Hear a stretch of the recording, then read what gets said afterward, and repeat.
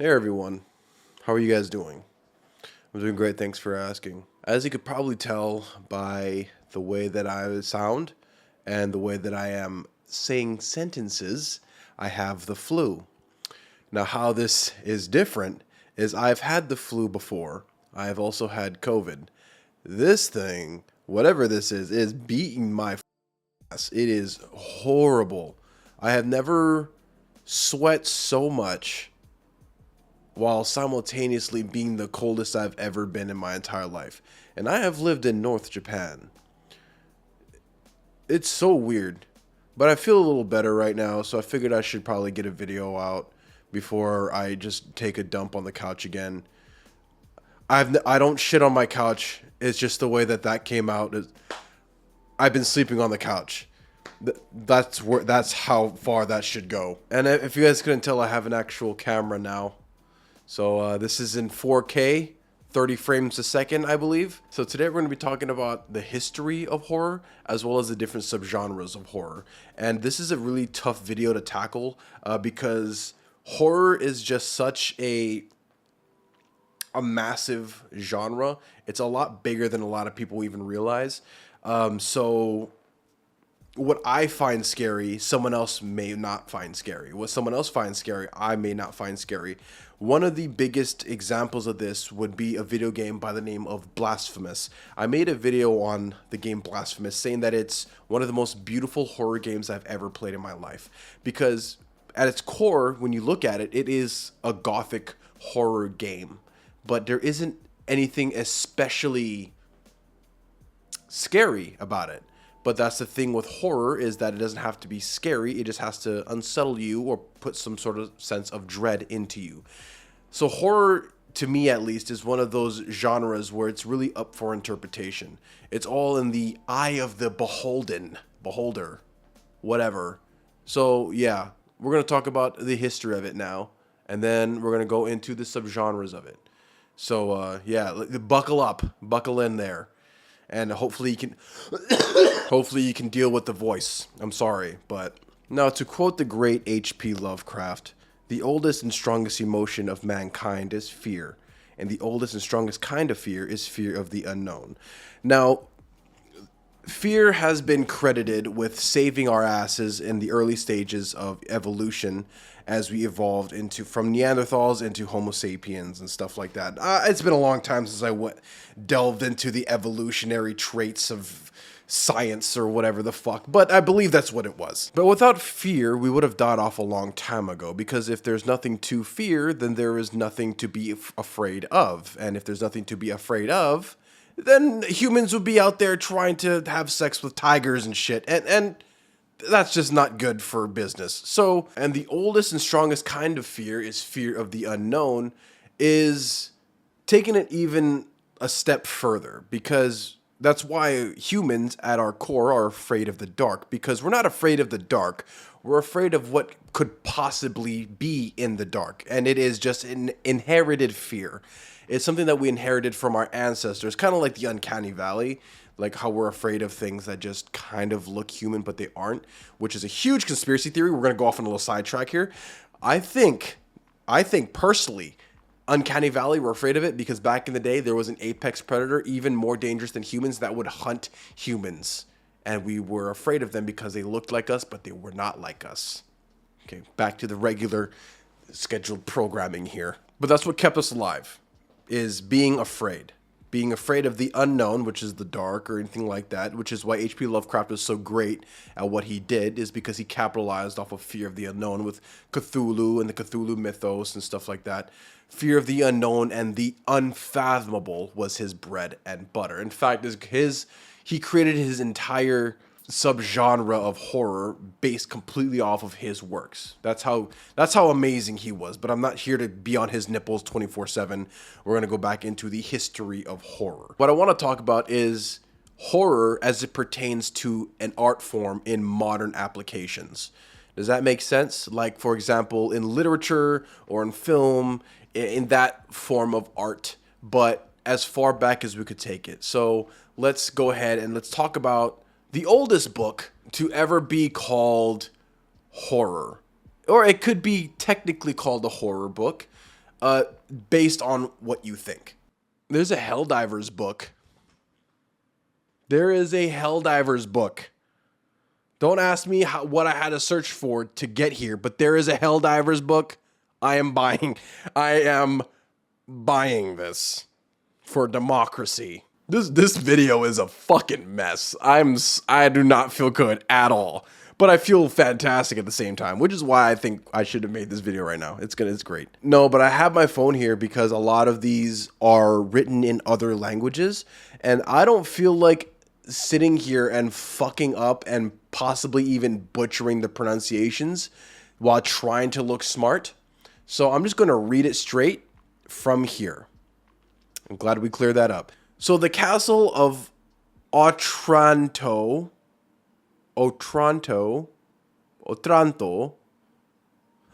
So the book, The Castle of Otranto, I'm going to put up on the screen right now. That word, what is that? I don't know. I don't speak that language. Is considered to be one of the first horror books ever created in the modern day sense of literature. This book was released in 1971. This book was released in 1763 at the very first release. After that, I believe it was released in 1765 for mass publication, at least whatever was considered mass publication back in the day. I could be wrong on that. But that's what I read, was 1763 was when it was first written, and then 1765 it was also written again. Now, this book, The Castle of Ortreño, or whatever, is not even scary. It's not even considered to be frightful in the least bit. But back in the day, this shit was fucking terrifying. The best way I could put it to you would be, we're going to move away from books just for a second, and we're going to move over to movies, because I feel like I could apply that a lot better, because I've seen a lot of horror movies, but not read a lot of horror books. So let's take any zombie movie from 1940 to, let's say, 1960. Any zombie movie in there, and let's compare that to Dawn of the Dead in 2003. Or even Land of the Dead. Or even, let's even go even further and say Train to Busan. Okay? The zombies made nowadays are significantly more scary than they were back in the day when zombies were first being introduced. Because when zombies were first being introduced, they just had this random thing, right?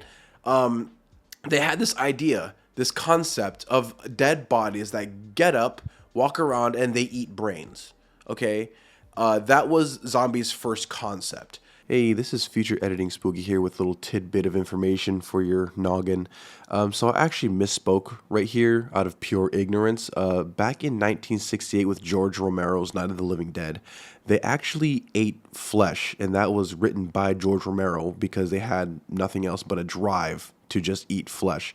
The idea that zombies ate brains came from 1985 Return of the Living Dead. So actually zombies who ate flesh came before zombies who ate brains, which is wild, but that's fine. So I misspoke right here, and I apologize. And if that's the first time you've ever heard of a zombie, or that's ever been a thing, you're going to be really terrified of that. You're going to be really scared. But as time goes on, that, like I said, this was like 1940 to 1960. That's, what, 80 years ago now? As time goes on, it stagnates. It becomes stale. And you have to find a way to give it some flavor. So now what the zombies do? Oh, they sprint. Oh, they like limp around with missing limbs. They're very grotesque. They are very gory. And they don't just eat brains. They fucking tear you limb from limb. Same thing with the Castle of the Castle book. We're calling it that. The Castle book. It may not be scary to you right now, but back in 1763, 1765, this book was terrifying because horror was not a thing back then. This is the first ever piece of literature published that was slightly even horror related. This was technically a gothic horror book because it was written in 1763 and 65. I don't need to explain that any more than I am right now. So with that being said, if you were to read this right now, you would not even consider it to be horror because it's not scary to you. It's not even filling you with any sense of negative emotions like any other horror book or horror piece of literature or art would do for you. But it is nonetheless a horror book. Just because it isn't doing anything for you does not mean that it's not horror. Which brings me to another point that I would love to say. Just because something isn't scary to you does not mean that it's not horror. Just because something isn't scary at all doesn't mean it's not horror. That is not up to you to decide. Okay? For example, this shirt right now that I'm wearing, this Lorna Shore shirt, let me get up and show it to you. This shirt that I'm wearing right now is a horror shirt. It is very grotesque. Just because something isn't scary doesn't mean that it's not horror. A really good example of this would be the Saw franchises. There is nothing scary about Saw, yet it is horror 100%. Why? If it's according to people's definition of horror, if it's not scary, then it's not horror, then Saw is not horror. Hostel isn't horror. Tusk isn't horror. A Serbian film isn't horror. Yet, we can clearly agree that those things are horror, so why is games like Blasphemous not horror? Things that are very grotesque in a way, just because they don't align with your views of horror does not mean that it's not horror. That is the end of that rant, and I'm going to leave it there. And we're going to move on to the very first horror movie ever created. I'm going to attempt to say it right now, and let's do it. Le Manoir du Diable, or The Mansion of the Devil. I'm going to Google that bitch right now, and if I get it right, you owe me $5. What is the first horror movie ever created? Le Manoir du Diable. I am a G, dude. Oh my God. Shut up, bitch.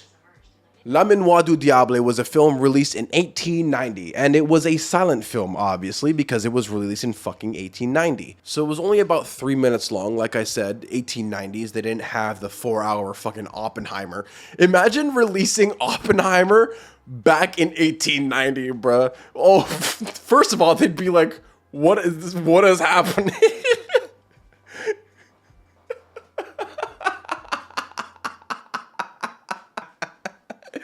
Oh, what a great film. By the way, it deserved every fucking Academy Award that it earned. Every single one. I haven't seen Poor Things yet, but why are we talking about Oppenheimer and Poor Things? Back to the film. So El Manoir du Diable, the whole thing is, like I said, it's a silent film. I don't want to read too far or not enough into it.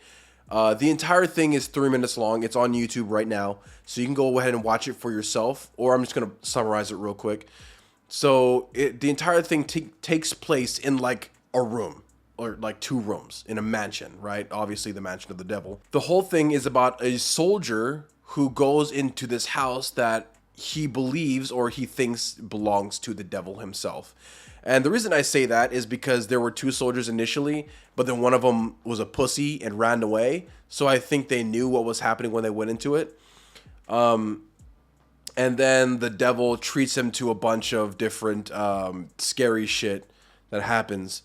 And yeah, you could watch the whole thing right now. I could be reading too far into it or not enough, like I said, but that's basically what I took away from it. So let's just go ahead and pretend like I didn't have that whole rant where I said that you can't decide what is horror and what's not just because you find something scary or not scary. El Manoir du Diable. Let's just say that film is objectively not scary by today's standards. It's not. It's not even close to being scary. So why would this be considered horror, right? Especially because horror has been around in literature since, like I said, 1763, 1765.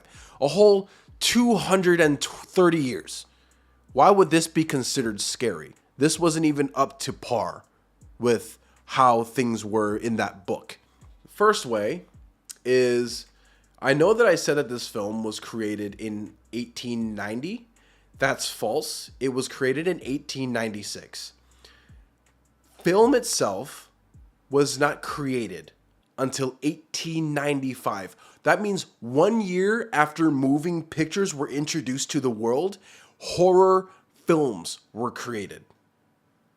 This being the first one ever. That's the first reason. The second reason is that the film had the devil himself being portrayed on moving pictures 1 year after they were introduced to the world.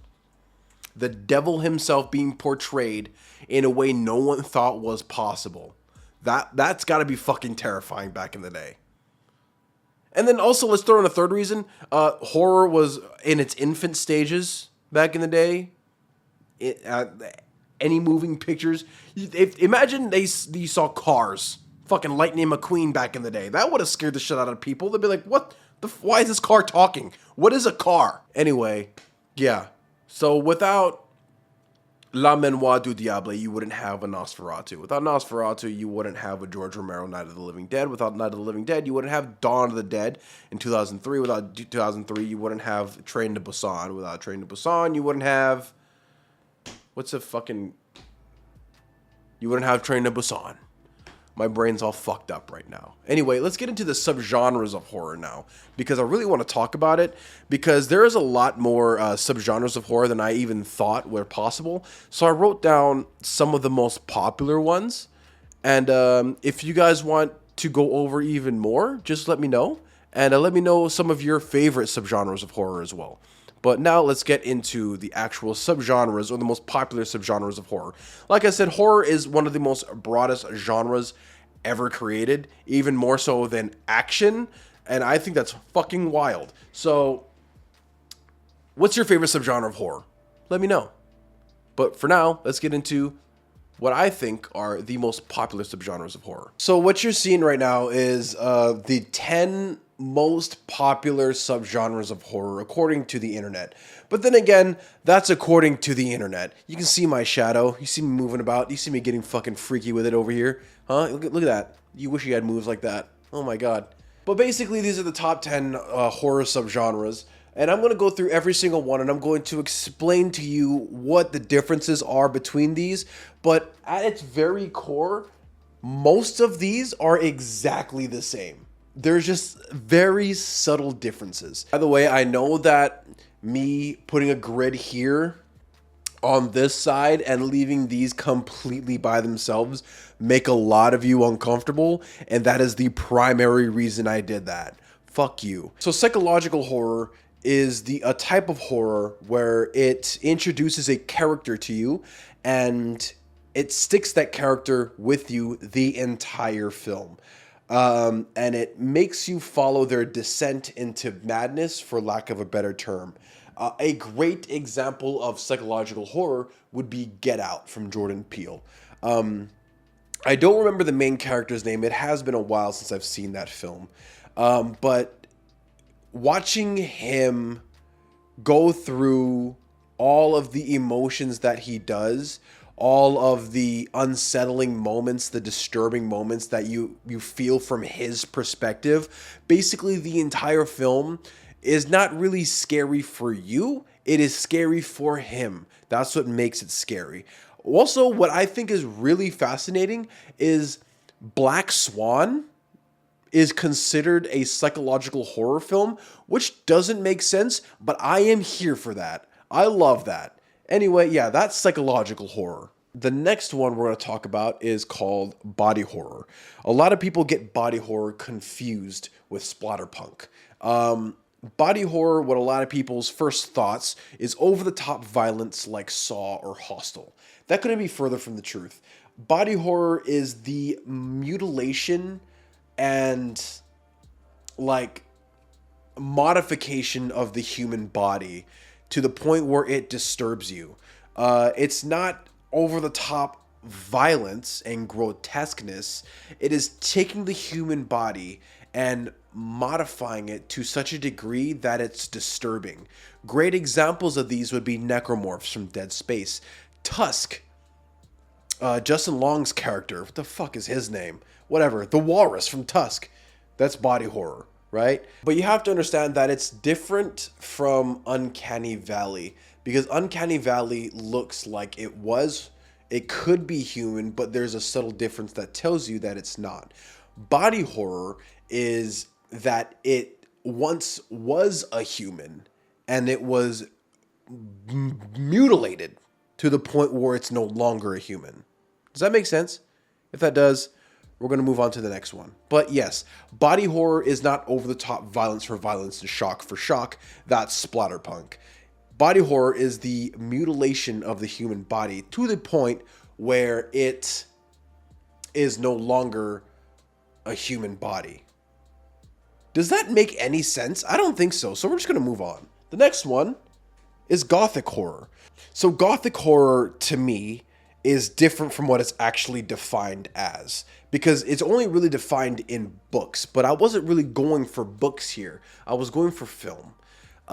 So when I think of gothic horror, I think of castles, right? I think of medieval times and stuff like that. That's what I think of when I hear gothic. That could be completely wrong. That's just the way that my brain works. But that's also sort of online because Dracula is considered gothic horror. That book, the Castle book, I'm not even going to fucking try and pronounce what it was called again. That's gothic horror, right? So technically those are gothic horror. Gothic horror, I can't really give you a book definition of what it is. The best I could do is, what does gothic mean to you besides goth? I don't even know what I'm trying to say anymore. Again, the video game Blasphemous, that is gothic horror.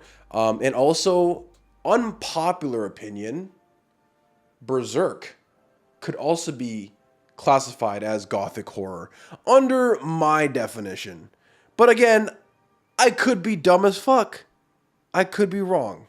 But gothic horror would also fall under Berserk, because Blasphemous is gothic horror and Berserk has the same vibes, but significantly worse. Oh my god. Moving on, cosmic horror is the next one. So cosmic horror is what I was saying before with Lovecraftian horror.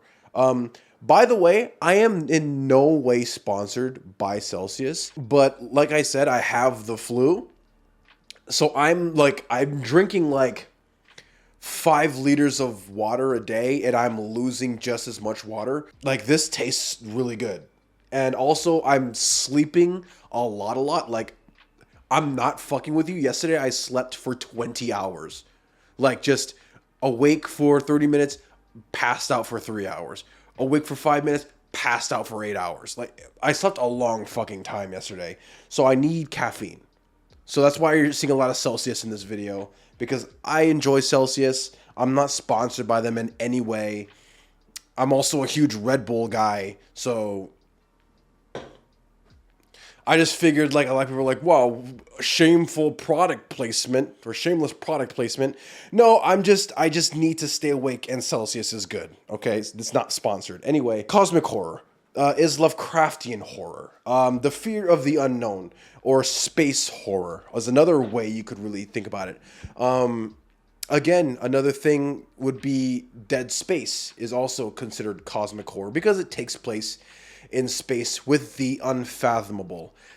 Because in the lore of Dead Space, the markers are completely unfathomable. We don't know where they came from. And yet they create the necromorphs, these things that go around and kill you, which are horrific, right? So, yes, body horror would be considered the necromorphs, but the entire universe of Dead Space would be considered cosmic horror. Again, Cthulhu, right, and the entire Lovecraftian mythos would also be cosmic horror because it's also another name for Lovecraftian. If you're thinking about cosmic horror, think of not only space horror, but also the unfathomable. Unfathomable. Whatever. So next up on the chopping block would be folk horror. So this one is very easy. Folk horror is any type of horror literature, movie, whatever, that takes place in the woods.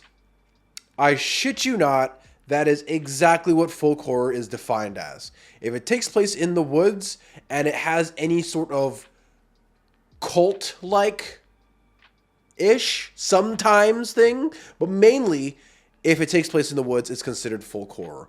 Great examples of this would be The Vivitch, or The Witch if you want to be boring. That film, Midsommar as well. Hey, me again. So technically what I said is true, but also it involves folk lore, which is why it's called folk horror. So paganism, sacrifice, dark aspects of nature, superstitions, anything like that would be classified as folk horror, but majority of folk horror films do take place in the woods, so I'm not wrong, but I'm not right either, so thought I'd clear that up as well.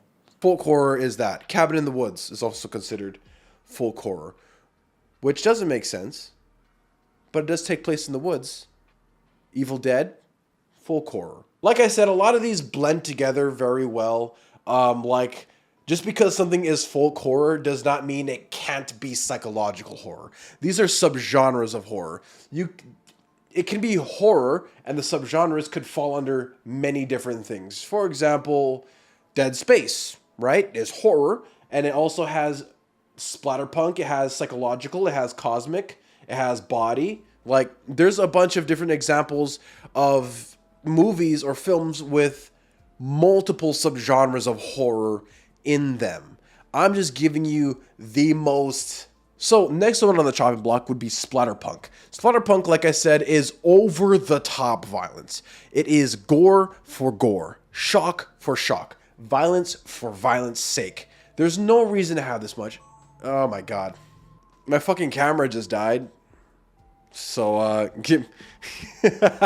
so before my camera did that really rude thing of, oh, I don't know, passing away mid-sentence, that's fucking rude. I was in the middle of explaining splatterpunk. So let me just start over from the beginning because I had to let my camera charge for an hour, so I don't remember where I left off at. So we're just gonna start again at splatterpunk, just from the beginning. Fuck it. So splatterpunk is what people think body horror is.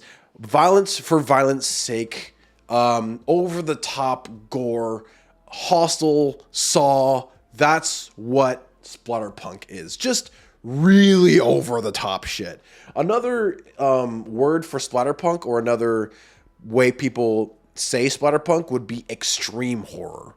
That's another way to say splatterpunk. Next one is undead. So undead is it's probably the most used in the world.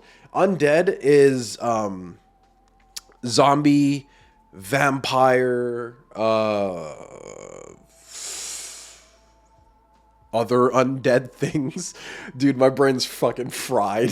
So good examples of this would be like any George Romero film that involves zombies.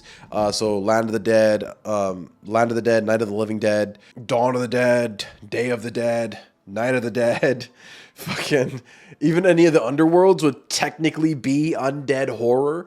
Warm Bodies, although technically kind of not even close to being a horror film, has horror elements, which makes it a horror film. Remember what I said? Just because you don't think it's scary, or just because it's not scary, doesn't mean it's not horror. It has horror elements, which means it is a horror film. Not primarily a horror film, but it's still a horror film nonetheless. Warm Bodies, fantastic example of that. Even though Warm Bodies had those really weird, like, mummified fucking emotep zombies, you know what I'm talking about? Those things? Fuck those things. But yeah, that's good. Okay, moving on now. You get it. Undead is very, it's just kind of self-explanatory. So next one is experimental film. So experimental is, I don't know how to explain this. It's experimenting in horror. And that's just the best thing I can think of. The best example I can give to you would be Begotten. It's a film from, I think it's 1990, 1991, something like that. It's a black and white film with no audio, no dialogue. The only thing you hear is like wind rustling through trees the entire film, even though there is other things happening in the film. Like, God commits suicide in the film.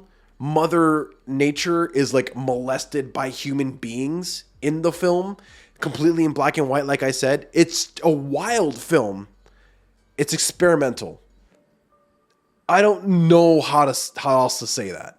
So, yeah. Experimental film is like just kind of doing your own thing and seeing if it works. A really good example of this in the more recent media would be Skinamarink, where they try to do analog horror on a long-term film.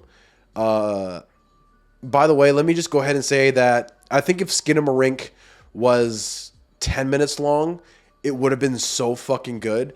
But analog horror in a long-term, like standard film length of an hour and a half, it just doesn't work. Because analog horror is supposed to be confusing and it's supposed to leave a lot of it up to the viewer's like imagination of what happens. But Skinamarink, it was so fucking long and so confusing because of like the way that analog horror is supposed to be. Is it analog horror here? Yeah, it's right there. Anyway, well, Skinamarink's going to be there, but Skinamarink kind of flopped because analog horror is not supposed to kind of be that. But that's experimental horror also falls under analog horror. Or analog horror, I guess, goes under experimental horror. But experimental horror is also a over-encompassing thing of anything that isn't falling under the standard horror thing.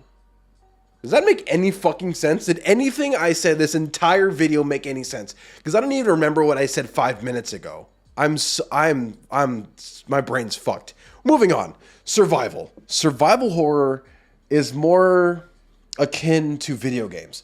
Really good examples of this would be like Resident Evil.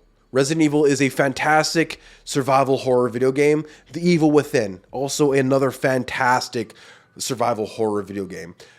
It's kind of like undead horror, where it's kind of just in the name. Survival horror is horror where the protagonist survives, like they try to survive the whole thing, and there's other elements of just like horror. I don't know what else to say there. Yeah, it's very straightforward, in your face. Survival horror is about surviving. Like I said, really good examples would be Resident Evil, The Evil Within. Insert another. Get a list of survival horror things that is my favorite that I just can't think of right now. It's future spooky. What is it? Put it on the screen. All right, thanks, man. So the next one on the list is found footage horror. And a fun fact about found footage movies in general is that the very first found footage movie was a horror movie. It was a movie by the name of Cannibal Holocaust. So found footage horror is exactly that. It's not like these next three where like you have to like kind of explain what they mean in order for you to get it. Found footage horror is exactly what it sounds like. It's found footage, like CCTV cameras. On this camera, if I took it out and had a wild fucking like quest line in real life with horror elements, and I died, and someone picked up my camera and uploaded the footage online, that would be found footage. You got it? Okay. Found footage would be like Paranormal Activity, Cannibal Holocaust, like I said, Wreck, right? Yeah. VHS, Quarantine. So any movie that has like found footage elements in it is pretty much found footage horror. Blair Witch Project. How could I forget the Blair Witch Project? Yeah, so anything that looks like it was shot with a shitty hand cam, that's found footage horror. Moving on to the next one would be elevated horror, which is right now my favorite type of horror. Elevated horror is just another name for art house horror. So like Get Out. Get Out is technically called an elevated horror, but it's also psychological horror. Remember like what I said before? Just because it belongs to one does not mean that it cannot belong to another one. So anything that is artsy, like an A24 film, would technically be an elevated horror movie. So my personal favorite elevated horror films would be Get Out. It Follows. By the way, the cinematography in It Follows is so good. Like when that naked dude is like standing on top of the home. Oh my god, that is like one of my favorite shots in all of movies ever. So yeah, Elevated is just another name for art house horror. So with that being said, let's move on to the next one, which is collaborative online. So if you break that down, yeah, just like in third grade, why don't you break it down? Collaborative online is just people that collaborate online. Shocking, I know. But what does that mean even further?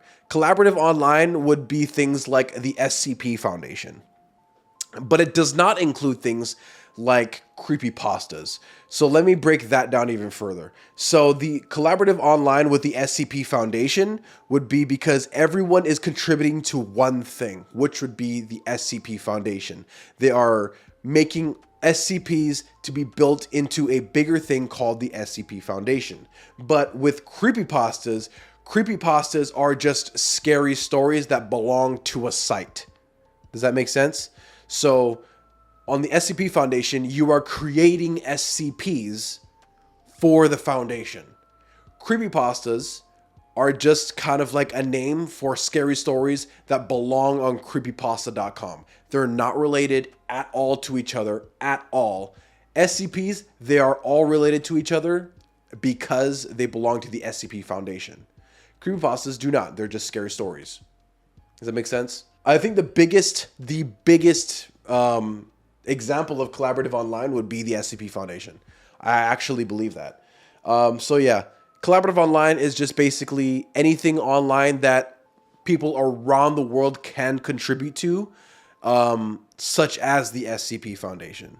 I can't really think of any other examples off the top of my head, just because the flu. But yeah, that's the best example I could give to you. So the last one on this list is analog horror. This one is very tough for me to explain, or for anyone to really explain, but I'm going to try to anyway.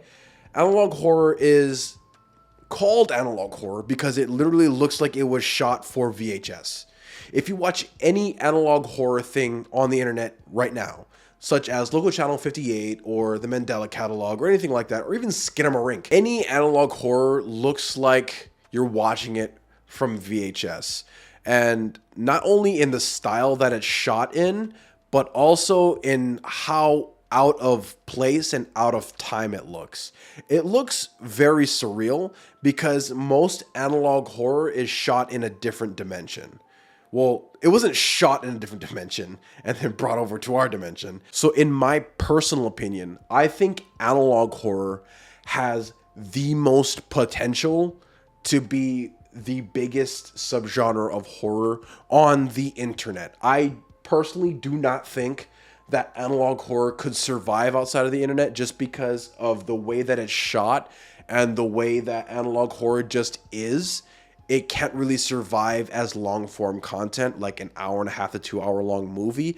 But I have never so desperately been wanting to be proven wrong in my life. I really want it to survive in a movie. I really think that the Mandela Catalog, if it really wanted to, could be its own like film for like 2 hours long.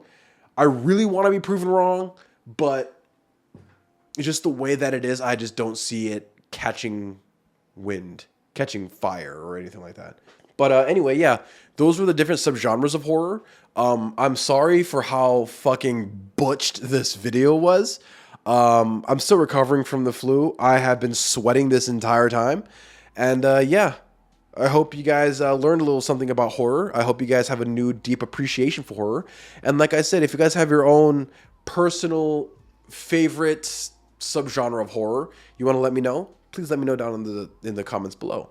Also, yes, the Dead Space video is still being worked. I don't think you guys really understand how massive that universe is. There are like 5 books, 4 graphic novels, 5, 6, 7, or 8 games, movies. Like, it's going to be a long time. Okay, you can't rush perfection like Dead Space. But anyway, I hope you guys have a great rest of your day. Thank you so much for watching this video, and I hope you guys have a great rest of your day. Should I get back on Twitch? I really want to start streaming again. But then again, I'm kind of lazy. I'm very lazy. All right, I'll see you guys later. Bye.